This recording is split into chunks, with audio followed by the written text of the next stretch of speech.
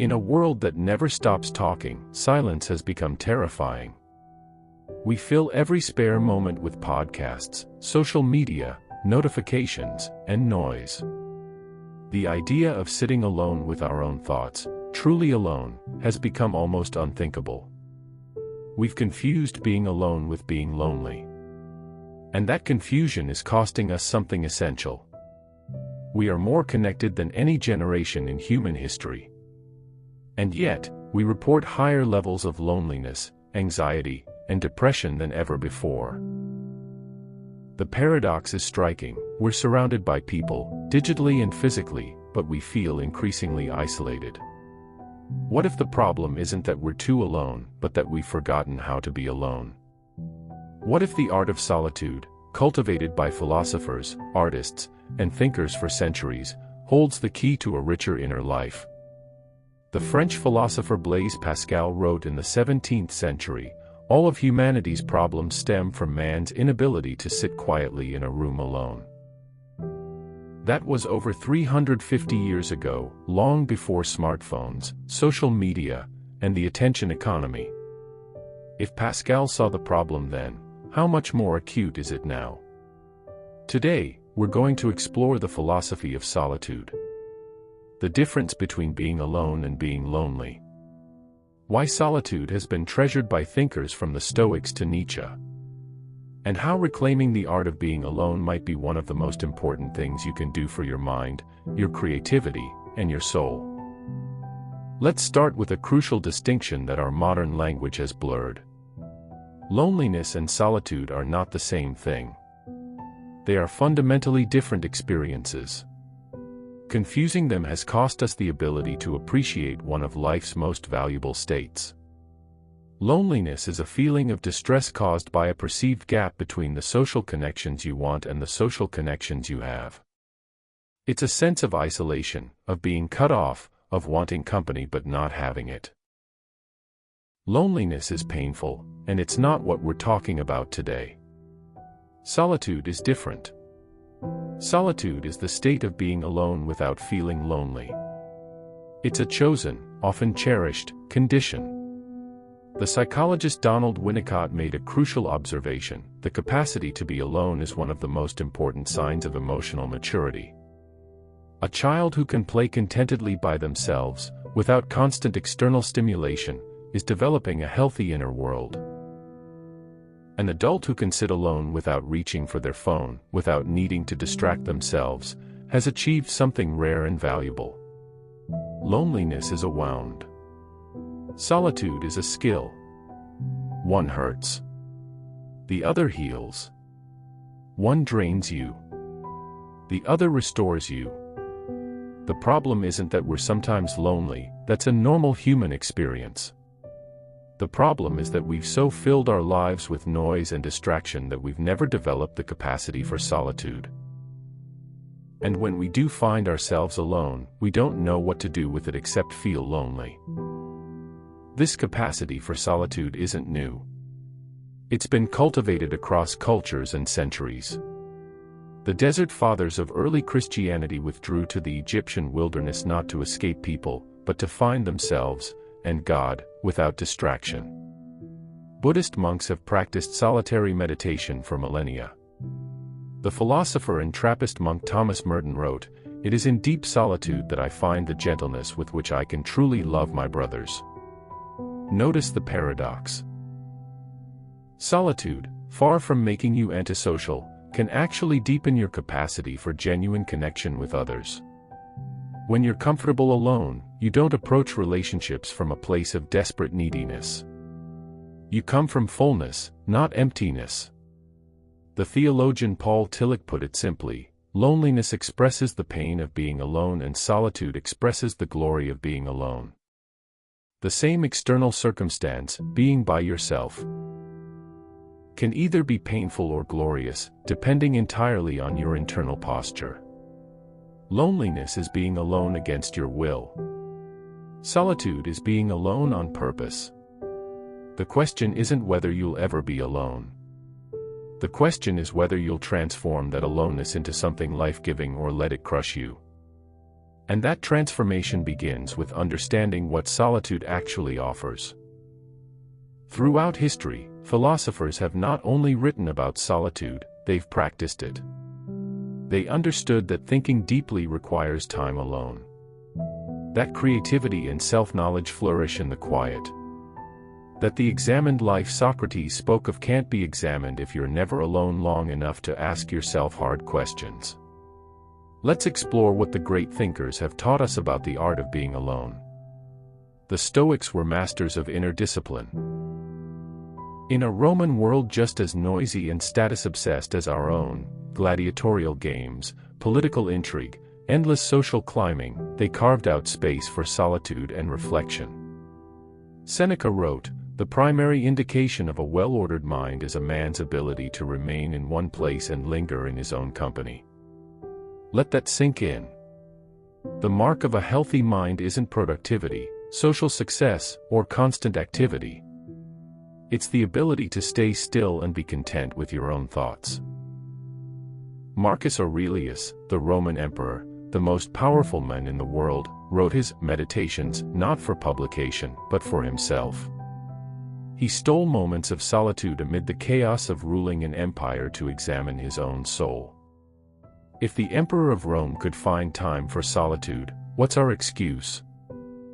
But perhaps no philosopher understood solitude better than Michel de Montaigne, the 16th-century French essayist who essentially invented the genre of personal writing. Montaigne retired from public life at age 38 and retreated to a tower on his estate, where he spent the rest of his years reading, thinking, and writing about everything: friendship, fear, death, education, and most of all, himself. He wrote, "The greatest thing in the world is to know how to belong to oneself." This wasn't selfishness. It was wisdom. Montaigne understood that if you don't know yourself, you can't truly know anyone else. If you can't be at home with yourself, you'll never be at home anywhere. His essays were a record of his solitude, a conversation with himself that has resonated with readers for over 400 years. He discovered what we've forgotten, that solitude isn't empty. It's filled with the richest conversation you'll ever have, the one with your own soul. Then there's Friedrich Nietzsche, a more controversial figure, but one who understood solitude perhaps more radically than anyone. Nietzsche spent years largely alone, walking in the mountains, thinking thoughts that would reshape Western philosophy. He wrote, "I go into solitude so as not to drink out of everybody's cistern. When I am among the many I live as the many do, and I do not think as I really think. After a time it always seems as if they want to banish me from myself." Nietzsche identified a danger we all face: the crowd shapes your thoughts. When you're constantly surrounded by others, by their opinions, their expectations, their values, you slowly lose touch with what you actually think. Solitude, for Nietzsche, wasn't just pleasant. It was necessary for intellectual integrity. It was the only way to escape the gravitational pull of the herd and think your own thoughts. And then there's Henry David Thoreau, who put philosophy into practice more literally than most. In 1845, he built a small cabin near Walden Pond in Massachusetts and lived there for 2 years, 2 months, and 2 days. He wasn't running away from society, he was running towards something.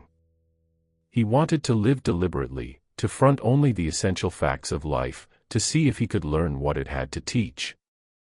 He emerged with a book that has inspired generations, Walden. In it, he wrote, "I never found the companion that was so companionable as solitude." Solitude, for Thoreau, wasn't the absence of company. It was the presence of a better kind of company, the company of nature, of his own thoughts, of time itself. So what does solitude actually offer? It's easy to romanticize, to imagine the philosopher in the tower or the monk in the cave, but what are the tangible, practical gifts of learning to be alone? Let's identify 4 essential gifts that solitude provides, gifts that are increasingly scarce in our hyperconnected world. First, solitude gives you self-knowledge. Socrates famously said that the unexamined life is not worth living. But examination requires space. It requires quiet. It requires time alone to ask yourself the questions that get drowned out by the noise of daily life. Who am I when no one is watching? What do I actually believe, versus what I've been told to believe? What do I really want? You can't answer these questions while scrolling Instagram or binge-watching another series. You can only answer them in solitude. Carl Jung said, "Your visions will become clear only when you can look into your own heart. Who looks outside, dreams. Who looks inside, awakes." Solitude is where the awakening happens. Second, solitude fuels creativity. Original ideas don't emerge from brainstorming sessions in crowded conference rooms. They emerge when the mind has space to wander, to connect disparate ideas, to follow tangents without interruption. The author Cal Newport argues in his book, Deep Work, that the most valuable creative output comes from extended periods of uninterrupted concentration, the kind that's only possible when you're alone. Think of the great creators, J.K. Rowling writing Harry Potter in Edinburgh cafes, alone with her notebooks. Einstein developing his theories not in busy university labs, but while walking alone in the countryside. Solitude isn't just about resting from creative work. It's the very condition in which creative work happens. Third, solitude builds emotional resilience. Psychologists have found that the ability to tolerate being alone, without distraction, without external validation, is strongly correlated with emotional health. When you can sit with your own thoughts, even the uncomfortable ones, you develop a kind of inner strength. You realize that emotions pass. That boredom isn't fatal. That anxiety can be observed without being obeyed. The poet Rainer Maria Rilke wrote, "Be patient toward all that is unsolved in your heart, try to love the questions themselves." That patience is learned in solitude. You can't develop it when you're always fleeing from yourself into the next notification, the next event, the next distraction. Finally, solitude paradoxically improves your relationships. When you're comfortable being alone, you stop using other people to escape yourself. You stop clinging. You stop demanding that your partner, your friends, your family fill the void inside you, because you've learned to fill it yourself. The poet Khalil Gibran wrote about marriage, "Let there be spaces in your togetherness." Healthy love requires breathing room. It requires two whole people, not two half people desperately trying to complete each other. Solitude teaches you to be whole on your own. And from that wholeness, you can offer genuine love, not needy desperation. All of this sounds appealing in theory. But how do you actually practice solitude in a world designed to capture every spare moment of your attention? Your phone buzzes. Your calendar is full. Your mind has been trained to crave stimulation. The skill of solitude, like any skill, must be developed gradually. Here are 5 practical ways to begin. First, start small. You don't need to retreat to a cabin in the woods. Start with 5 minutes. 5 minutes of sitting alone with no phone, no music, no book, no distraction. Just you and your thoughts. This will feel uncomfortable at first. That's normal. You've trained your brain to expect constant stimulation. Withdrawal is real. But push through. Set a timer. Sit. Breathe. Observe what comes up: boredom, anxiety, restlessness. Don't judge it. Just notice it. 5 minutes tomorrow. Then 7. Then 10. Solitude is a muscle. Build it slowly. Second, take a walk alone. Walking has a long philosophical pedigree. Nietzsche walked for hours every day. Aristotle taught while walking, his school was called the peripatetic school, literally, the walking around school. There's something about the rhythm of walking that quiets the mind and opens it up at the same time. But here's the key: leave the earbuds at home. Don't fill the walk with a podcast or music. Let your mind wander. Let it be bored. Let it generate its own thoughts rather than consuming someone else's. A 20-minute walk without input can be more restorative than an hour of scrolling. Third, create a solitude ritual. Build solitude into your daily routine at a specific time. Maybe it's the first 15 minutes of your morning before you touch your phone. Maybe it's a quiet cup of coffee alone before the household wakes up. Maybe it's sitting in your car for a few minutes after work before going inside. The key is consistency and intentionality. A ritual says, this time is set apart. This time is sacred. It's not empty waiting time to be filled with your phone. It's full time. Time for yourself. Fourth, have a solitude place. Designate a specific spot where you go to be alone with yourself. It could be a chair by a window, a bench in a nearby park, a room in a library. When you're there, you don't work. You don't scroll. You don't plan. You just exist. Virginia Woolf famously argued for the importance of a room of one's own. While she was talking specifically about women writers, the principle applies universally. Everyone needs a space, however modest, that is theirs alone, a space free from the demands and expectations of others. Finally, practice digital solitude. The greatest enemy of solitude today is the smartphone. It's designed to keep you engaged. It's engineered to be addictive. If you want to cultivate solitude, you'll need to set boundaries. Turn off non-essential notifications, all of them. Have a phone bedtime when it goes into another room and stays there until morning. Try 1 day a week without social media. Or at minimum, leave your phone outside the room when you sleep. Digital solitude isn't about rejecting technology, it's about using technology on your terms, not its terms. What happens when a society loses the capacity for solitude? When being alone becomes synonymous with being lonely, and we medicate every quiet moment with noise. We've already seen some of the consequences: rising anxiety rates, declining attention spans, the erosion of deep thinking. But there's a deeper cost. When you can't be alone, you can't know yourself. When you can't know yourself, you can't grow. You remain at the mercy of the crowd, shaped by whatever voices are loudest in your ear at any given moment. Pascal was right, so many of our problems trace back to our inability to sit quietly alone. Without solitude, you don't develop your own thoughts, you absorb the thoughts of others.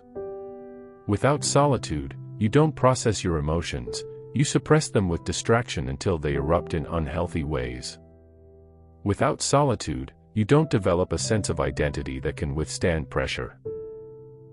You bend toward whatever social environment you're in. In short, without solitude, you don't become yourself. You become a composite of everyone else. The solution isn't to avoid being alone, it's to learn how to be alone well. To transform loneliness into solitude. To transform the pain of isolation into the glory of being at home with yourself. Solitude is not the absence of company. It is the presence of yourself.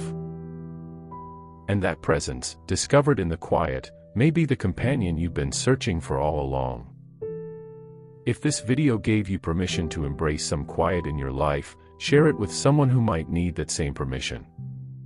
And subscribe so you don't miss our next explorations: The Philosophy of Friedrich Nietzsche, Why Suffering Can Make You Stronger, and Stoicism and the Art of Letting Go. In the meantime, try 5 minutes of silence today. You might be surprised by who you meet there.